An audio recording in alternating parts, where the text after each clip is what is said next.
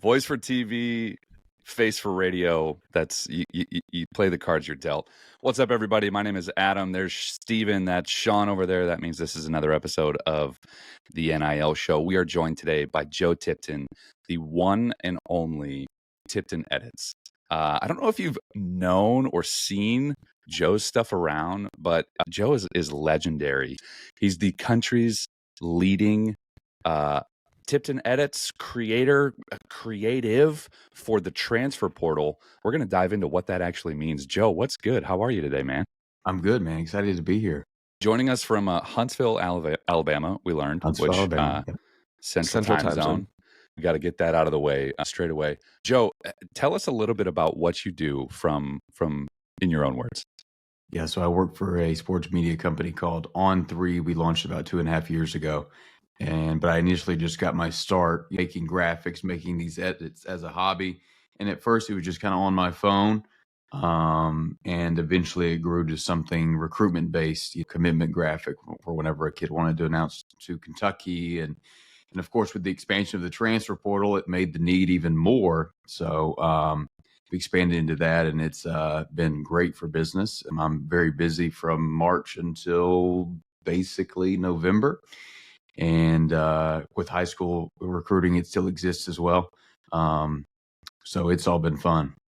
I love you're the second person in a row that we've interviewed that's been like, yeah, I started this on my phone, which I think is awesome, right? Just starting doing graphics, creating stuff on your phone is so cool.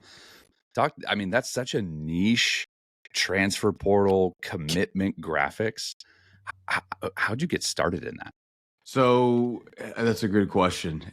Like when I first started making graphics was probably back in 2015. How old were you? Oh gosh, in 2015, like mental 13. Math here. I'm 25 now.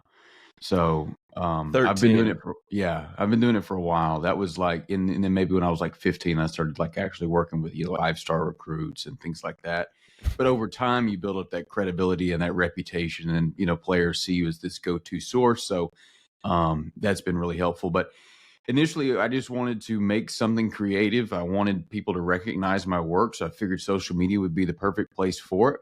Not a bad start. And I knew NBA players weren't going to respond to me. And I tried college players; they didn't respond to me. So I was like, I'll reach out to high school players. And then reached out to the top 100 players and started making their commitment graphics, their recruitment-based graphics. And over years and years and years and years of doing it for free for almost a decade, that's when I joined On3. And then, of course, the transfer portal has started to heat up and created a need for graphics in that sense as well. So how many free graphics? So from when you were 13 years old, you're just like, oh, this is cool. I can make. And what was the app you were using on your phone? Was it like some wonky designer tool, or? So it was like a variety of ones. They each did different things, but like Pixar, Superimpose were like two of the main ones that I remember using. And so you're making these free graphics for high schoolers, right? Because you just want to be all right. And are you a graphic design major at this point? Or are you just no. You're not even thinking about college. From high school. You can't see over the steering wheel yet.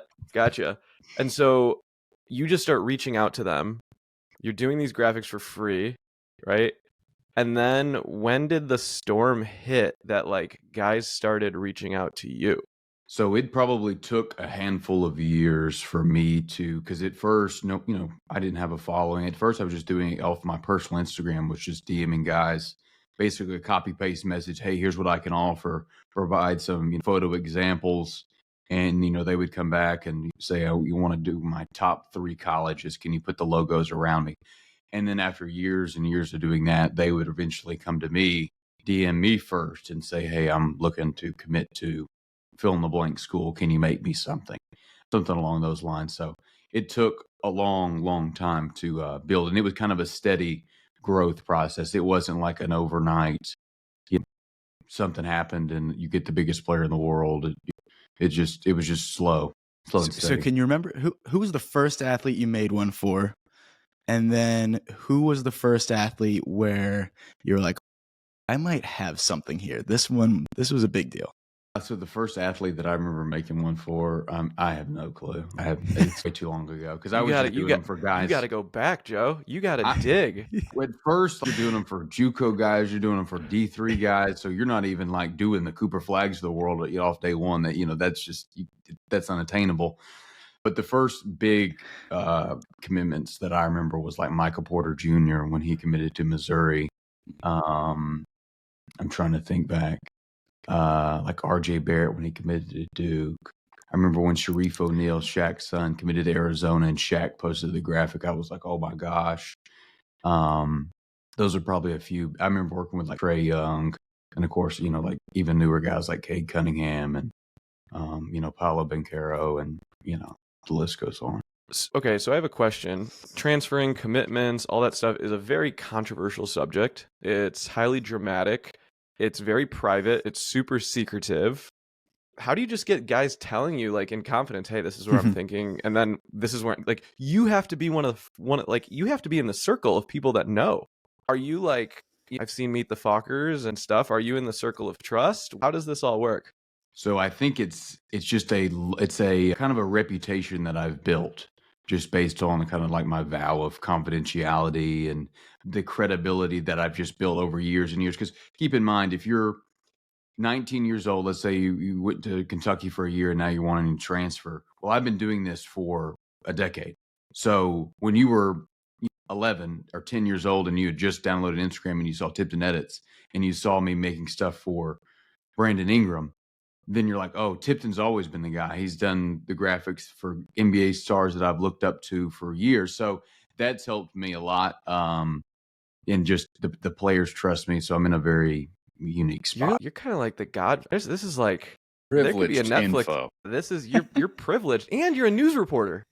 That's true, which goes hand in hand because I always was, up until I joined On3 2.5 years ago, I was just a graphic designer. I was, of course, report when so-and-so committed here with the graphic that I made. But now it's also a job as a reporter, reporting on where the kids are going to school and, where they're visiting and, so-and-so's transferring and all the things. So, okay, so say Sean wants to hit the transfer portal and find the best next NIL company. I'm just kidding. I'm Maryland till I die. Actually, I can't even say that. I went to UConn as a freshman. Okay, so I'm an advocate of the transfer. Never mind. So Sean's on the club lacrosse, and you only do basketball. We learned you only do basketball. Yep. So Sean wants to transfer from UConn to Maryland. He sees you on Instagram. He DMs you. Walk us through the process. Is it like come into my office? Like do you get one-on-one time with them? Free tickets? We want to know everything. Yeah. So a lot of the time I will have already interacted. If Sean's going to UConn at a high school, then he's probably a pretty highly ranked recruit because they don't just take anyone. So I've probably already interacted. I probably already created the UConn graphic. So they already know they can come back to me for the Maryland graphic or just even the statement graphic to announce, I'm Sean. I'm transferring from UConn. Thanks, Husky. Thanks, Dan Hurley. Appreciate you guys. I'm out. And I could create that graphic as well because that's news as well that he's transferring. And then basically the process is if he's already got my phone number, we just exchange numbers. Sometimes a quick call just to make sure we're all on the same page. If he already knows where he's going to school, if he says I'm going to Maryland, I'll basically say, did you visit? Did you take photos in the jersey? So I don't have to Photoshop the jersey onto him, which saves a ton of time. And then he says, yeah, I got pictures in the jersey. He'll send those over. I'll ask, when did you want to announce this? He'll say tomorrow at noon.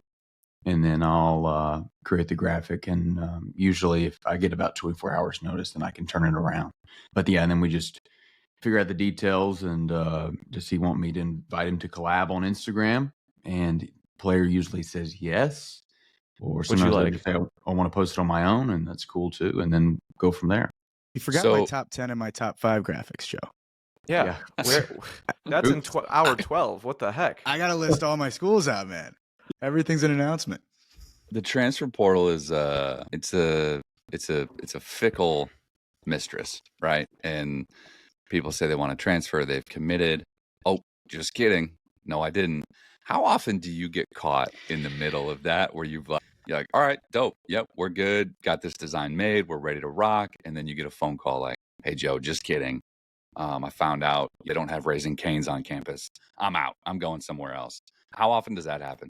College kids don't change their mind, Adam. Are you crazy? They always stick to what they're doing.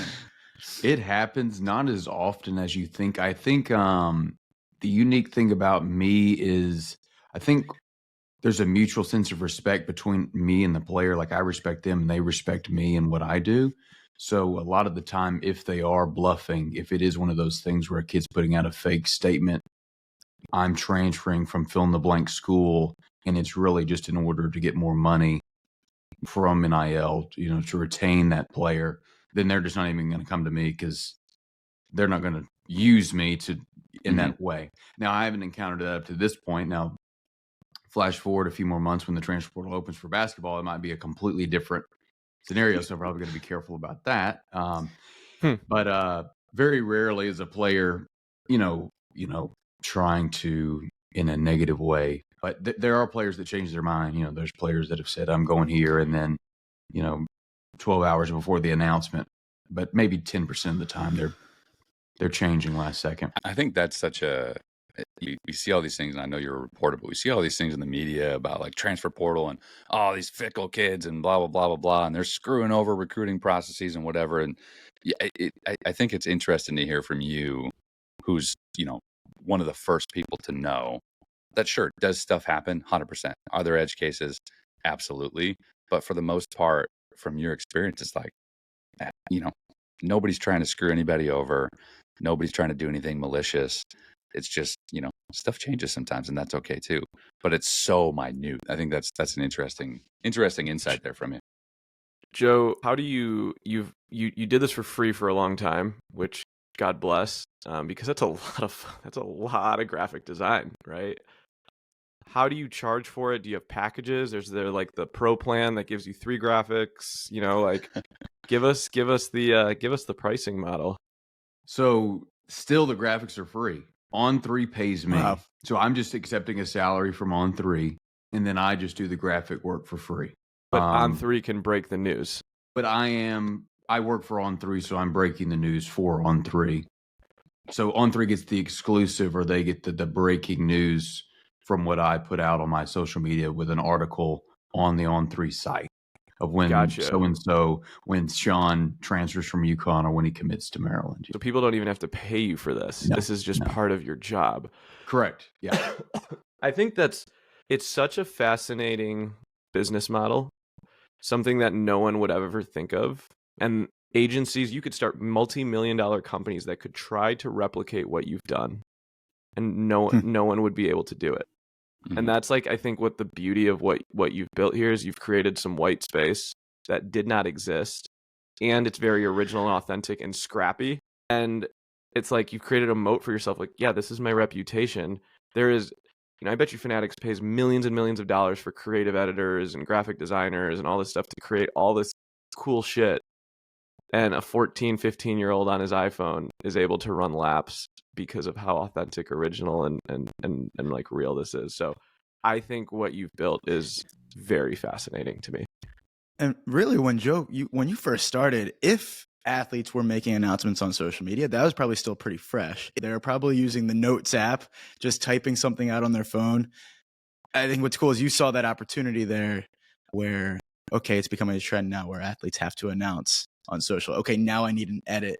Now I need a jersey swap. Thank God for you. Now it's when players go on visits, they always take photos. But and high schoolers can't take pictures anymore, right? Isn't that stopping on unofficial visits? Yeah. Okay, Yeah. so we're good. Yeah. We've got Yeah. So the bank is a little bit less. How many edits are you doing a year? Like, give us some metrics, because I think we see 1,000 athletes in the transfer portal. What do your numbers look like? I don't even keep track. Especially during the transfer portal season, is how I call it. There's absolutely no extra time for anything.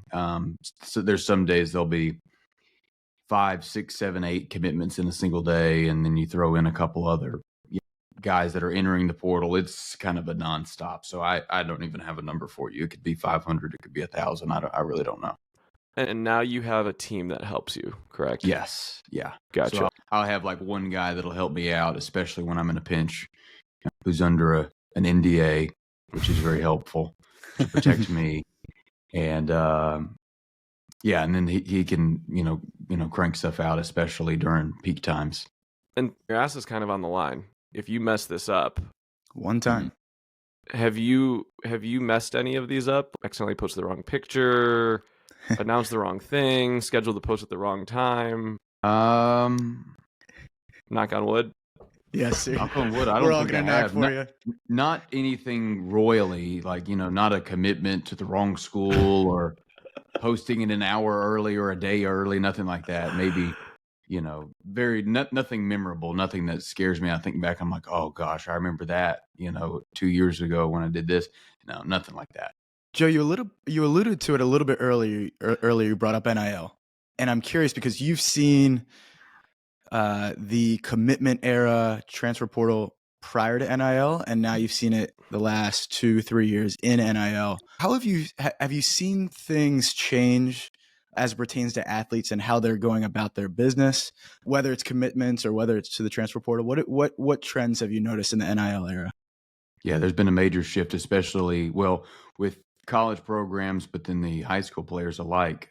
With the high school players, they're deciding and making commitments much earlier than they would previously. And a lot of that is because they're afraid they're going to lose their spot, their scholarship to a transfer to a 21-year-old that's 215 pounds that average 15 points a game in a mid-major league. Yeah. That's probably going to be better than you in the first 1 or 2 years if you're not outside of the 5-star recruits. So they're committing earlier. They're not wasting time. They're not playing around. I think people, if they have people in their corner that are want what's best for them, they're encouraging them to make a decision early, especially if that coach is one that plans to be there and that's not a school on the hot seat where there's risk involved there. But even with the programs, similar to what I touched on with the high school guys, they're recruiting older guys and they're taking less high school students because the transfers can make just so much more of a significant impact. It's a no-brainer decision for them. So, okay. So Joe, you told us earlier you only do basketball. Correct. Right? You're in your niche. And your coworker, I couldn't recall his name. He does football, right? Yeah, Hayes Fawcett. He's basically my twin, but for football. That's what I call him. Did you make him? Is he like your baby Yoda? Did you two separate people coming two separate from entity? We just, man, I remember because he's a little bit younger than me. I'm 25. He's like 21, 22. He's like just graduating college, and his following and like his impact on social is like through the roof. He's got like 150,000 followers on X, and they're just like going up by the day. So he's breaking all kinds of news. But so I remember seeing his page on Instagram, and I was like, he's like getting all these like people are writing articles on this dude, and I'm like getting jealous. Nobody's recognized me. I don't have a Bleacher Report article. Like no one's done a one-on-one interview with me. I remember thinking back, and now we're like buddies. We like talk weekly, especially since we work for the same company. But he's done a great job, and we kind of had similar paths in a lot of ways. But it's been fun to kind of watch us both grow and now work for the same company since we knew each other before we even worked for On3, before we were, having a career in this space. You made a career for yourself. This did not exist, which is fascinating. Okay, he posted one. It was for a 5-star recruit, Justin Scott. Did you guys see this? Do you know what I'm talking about? No. Sean, I think you were in a text thread, but Justin Scott flipped his commitment from Ohio State to Miami. And in the picture, there's like bags of money. There's money falling from, and it was funny. But we sent it to each other and we're like, oh yeah, like there's money coming down from there. How was that? Like in an instance like that, that's a kind of controversial picture to be posting.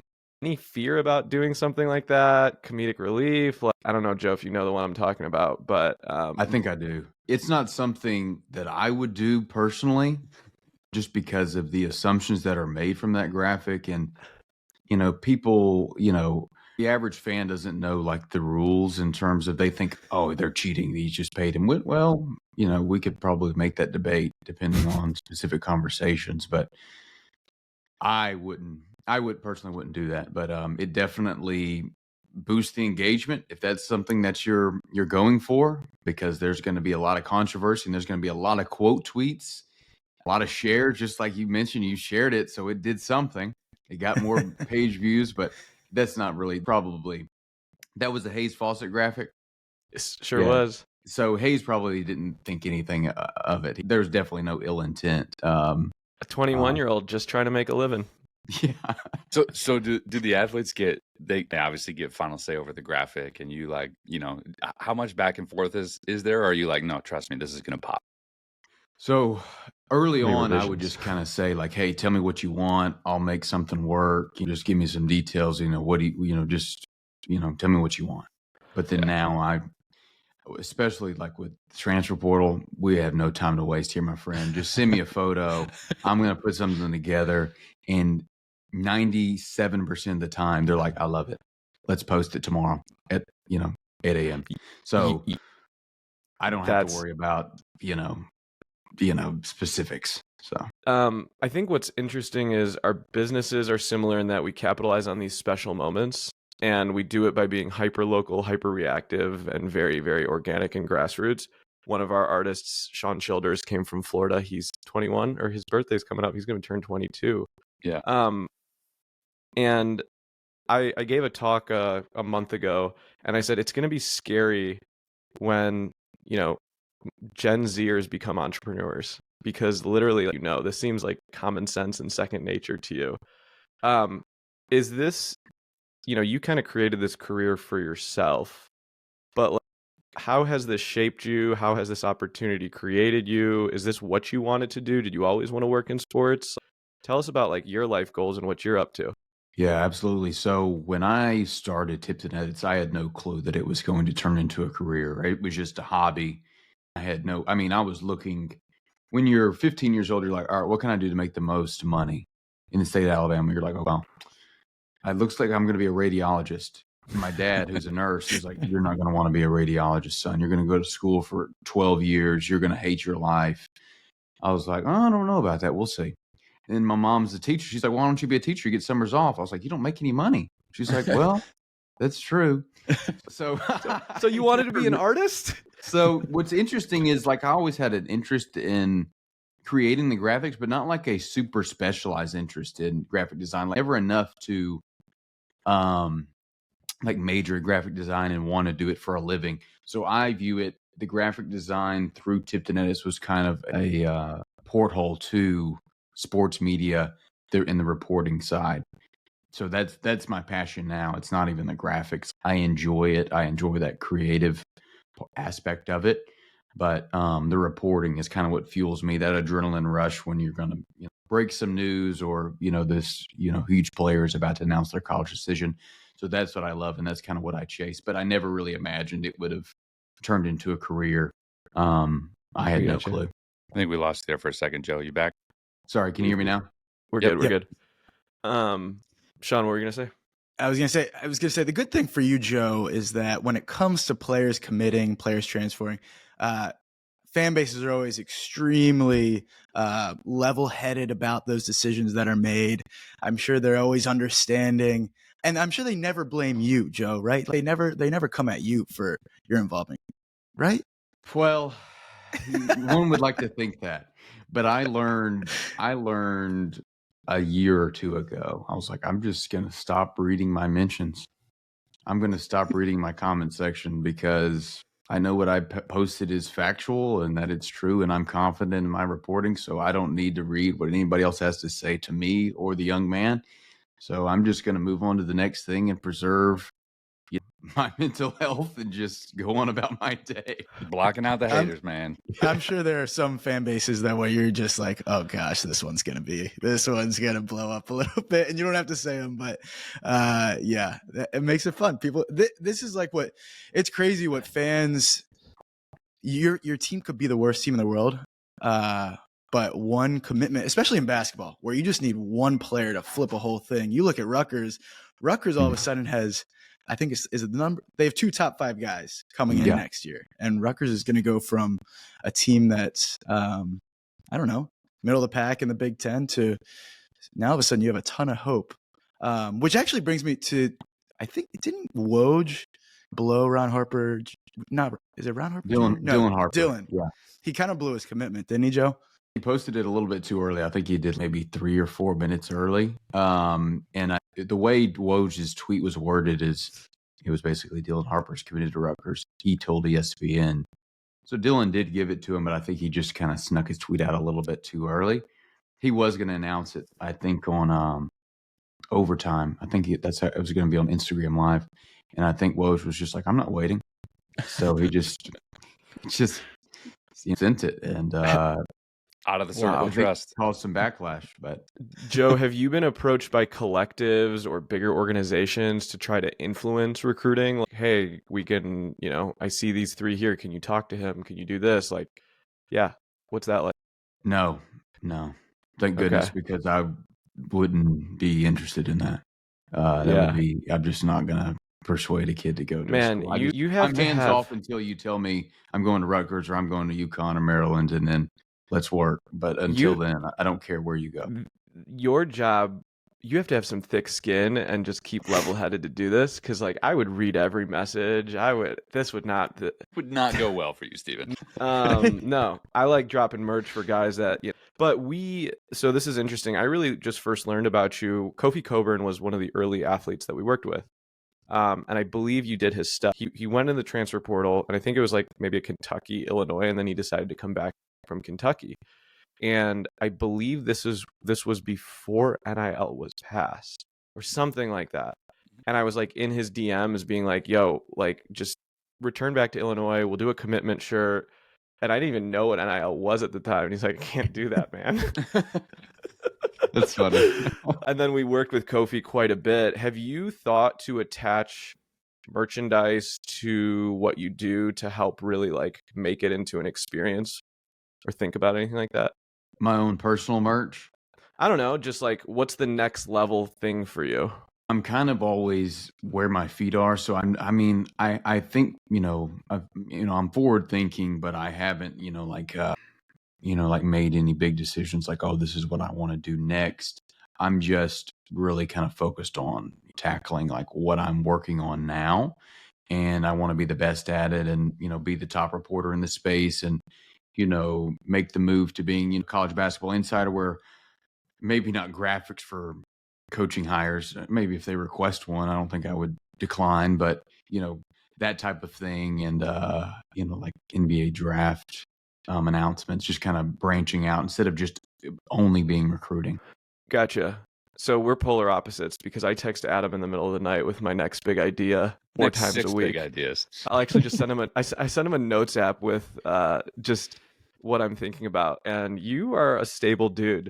And that's hard to do at 25 years old. That takes a lot of resiliency. So bravo for that. I'm curious, when NFTs came out, did you think we were like, oh my God, I can turn these into NFTs or anything, or no? I did. I initially had that thought, and then I worked with a company and we tried to make it work, and then it just didn't really take off like we anticipated. I think it was still too early, and then it appeared. Then I joined On3, and then it was, there was not necessarily restrictions, but it's you work for us now. We have, just how things go, and they said, maybe we can do that moving forward into the future. And then they basically, what did they crash? And I don't even hear about NFTs anymore. Yeah. What's funny is we got into the space and we obviously started talking to Mark Cuban. Well, Mark Cuban was really big into NFTs. And so when I was pitching, I was like, yeah, and then we can take the shirt and we can turn it into NFTs. And then NFTs, they probably crashed, I don't know, 7 or 8 months later. But Mark basically said, he's like, nope, do not touch NFTs. Stick to being a t-shirt company. Yeah. And I remember I was like, Adam, he said no to NFTs. And sure enough, best piece of advice ever. Best piece of advice we got there. So, Joe, I have a question for you. So, you started this when you were super young. Obviously, industry has changed like crazy. You have this stable but super entrepreneurial spirit where you grew this, essentially created it into a career for yourself in the midst of a lot of social change with social media, a lot of change in college sports. What advice do you have for young entrepreneurs? Yeah, that's a great question. I always say to try to do something and be unique.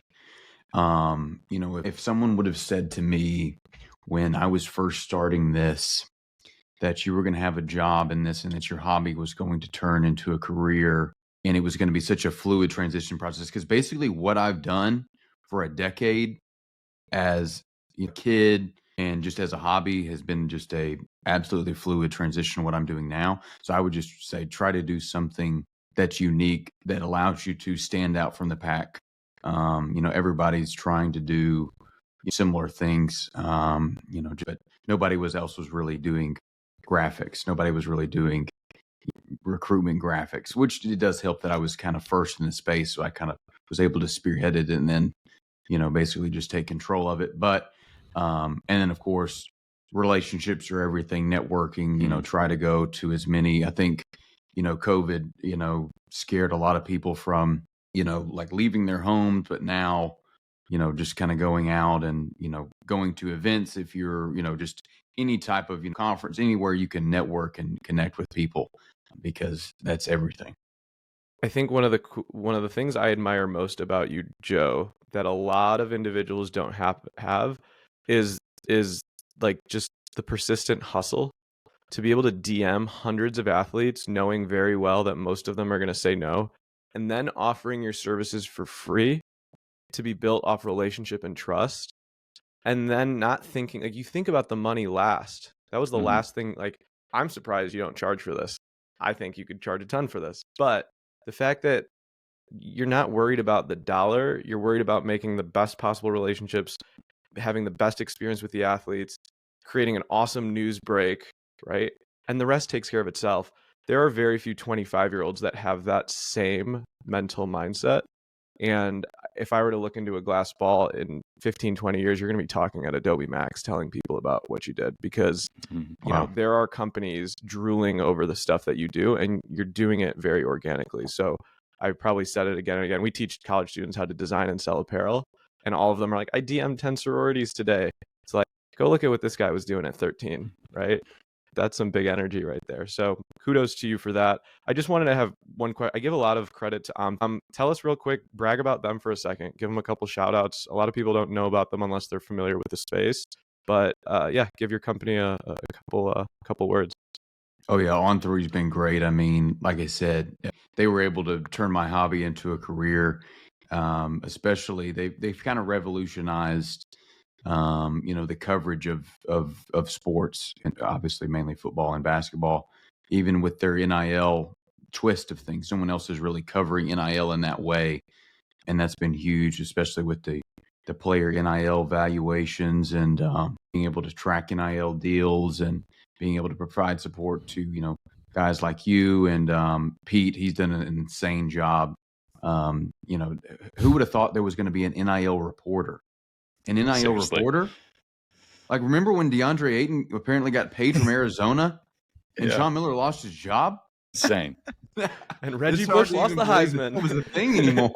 So Pete's transition over to the transfer portal with football has been amazing. He's killing it. He had like 2,000 followers like 6 months ago. He's at like 10K. So he's done a great job. And the whole On3 team, they just crush it. That's awesome, man. Yeah, it's been great to watch just the growth of On3's coverage as well. I mean, it's helpful to, I'll say from this side of the industry side, helpful to us, not just to have those conversations, but to read the content. Part of the most important thing when you're covering stuff as crazy as NIL and as new as NIL is being able to be a trusted source and know that what gets put out there, it's going to be as accurate as it can be. And we're really grateful for the work that you guys do. And it's a crazy time to be in college sports right now, huh, Joe? Absolutely. I love Adam, it. hit Joe with the number one question. Most important question of the day, Joe. If you could sign your number one NIL restaurant deal today, who are you signing with? My number one NIL. You weren't ready.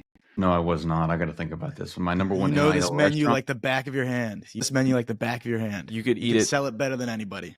I don't know if it's a national restaurant or not, but it's close to me. It's a place called Jonathan's.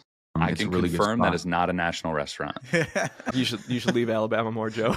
But yeah, that's a place that I would probably go with. Yeah. Jonathan, well, what's on the menu? What do you get? Oh, it's like a bar and grill. They got everything that you could ever imagine: burgers, Nice. fried chicken. You name it. Jonathan's on Great Central Time Zone in salads. Alabama. All This of is it. fantastic. We're gonna have love it. to. We need to send you some care packages around the transfer portal time, just like comfy sweatpants and stuff. Because some late night comfort food. Yeah, but Jonathan's no, love gift it. card. Well, you heard it here first. Jonathan's hit up Joe Tipton, Tipton Edits. Joe, I really appreciate the time. Awesome conversation. We're going to be watching you and your career closely. Hopefully, we'll have you back on for an update as things continue to shake out. Grateful for all the work you do. College students, if you're looking to hit up the transfer portal and you want the best graphics in the land, hit up Joe Tipton, Tipton Edits. I'm Adam. There's Steven. That's Sean Ellenby over there. This is another episode of the NIL Show. We will catch you guys next time.